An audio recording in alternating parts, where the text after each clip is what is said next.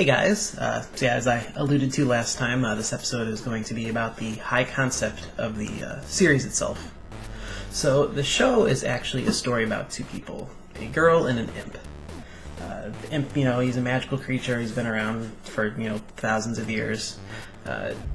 He originally had these kind of magical transforming, shape-shifting powers, kind of like Genie from Aladdin, but he was bonded to this girl's family's bloodline, so those are all locked away, and now he's just kind of this, mundane, weird little guy, so he just hangs around and will bug a member of the family. That's the girl right now.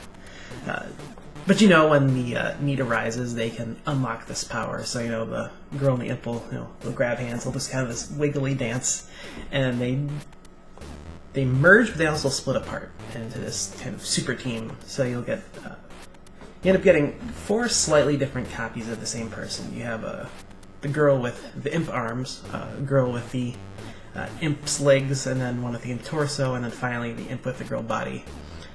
The team is called the Quadratica. That's kind of a four-ish ring to it, and that would have been the name of the show, but there's kind of a European flight training company or something that already has that name, so I don't know. It's hard to name things these days because they're all taken. Each of them has, each part that's imp has transforming powers. The girl with the imp arms can make them into, like, snakes, or she can make it into a truck if she wanted to, or really whatever it is. They're pretty open-ended powers, so a person with legs, could have, like, emu legs and run real fast, or, spring legs and bounce around, that kind of thing, And the imp, he can make his head in all sorts of crazy stuff. He'll see him running around with, like, a T-Rex head and chopping at stuff. He probably gets the wackiest just because he's not really human, so he thinks about things in a weird way. But the way the team works too is interesting because it's a split. It's still the same person, so you kind of have the dynamics of like a solo show, but at the same time, it's a team show too. And since the imp's there, it's kind of like a hero and sidekick type thing. You get a whole wide range of interactions there. One thing I need to correct, though, is that the girl is not a superhero, and that's kind of the story of the show. She's not a criminal either. She's just kind of a self-centered jerk.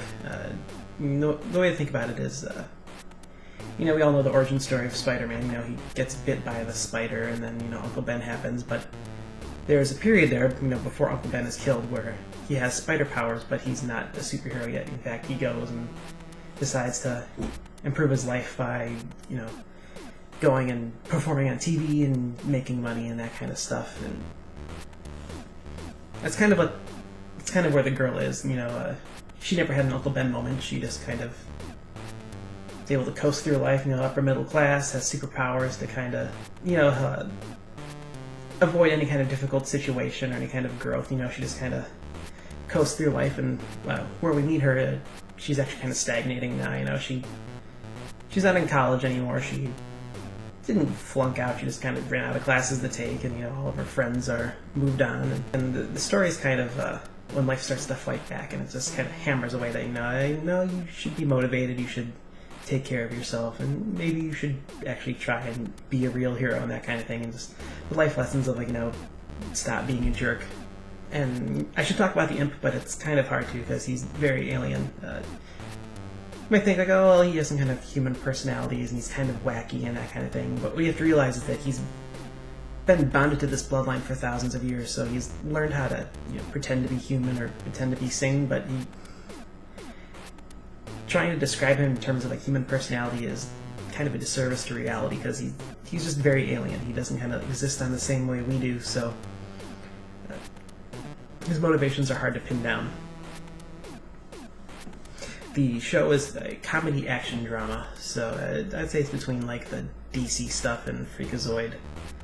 Adventure Time is probably the closest in terms of how the whole layout of those kind of themes mixes together.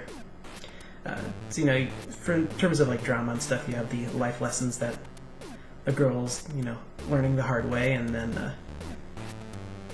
kind of the super-powered antics for action, fighting crime and that sort of thing. And then there's a whole range of comedy, because just the way that powers work is pretty slapstick, while the girl's kind of a straight man to the whole absurdity to this kind of like superpowered magical stuff that goes on, and also because she's a jerk. Jerks do funny things when they're being bad, and also just her whole resistance to learning these life lessons, and dragging down her heels and like, no, I don't want to grow up. That you get a bit more higher level humor than just the kind of crazy shape-shifting stuff. So yeah, you get a whole range, and it gets deeper than that. It just keeps growing and growing. Yeah, it's a pretty rich universe. It takes place in modern day, but with fantastical elements. So kind of like Marvel or DC in that sort of way. Probably a little bit more coherent in the way everything fits together. Like maybe Disney's Gargoyles, but I'll talk about that more later. I have lots of videos to go. I should save some content for later. So yeah, I'm not sure what I'll talk about next time. We'll probably be another tech talk. It's whatever I happen to work on for the week. Yeah, so thanks for listening, and I'll see you next time.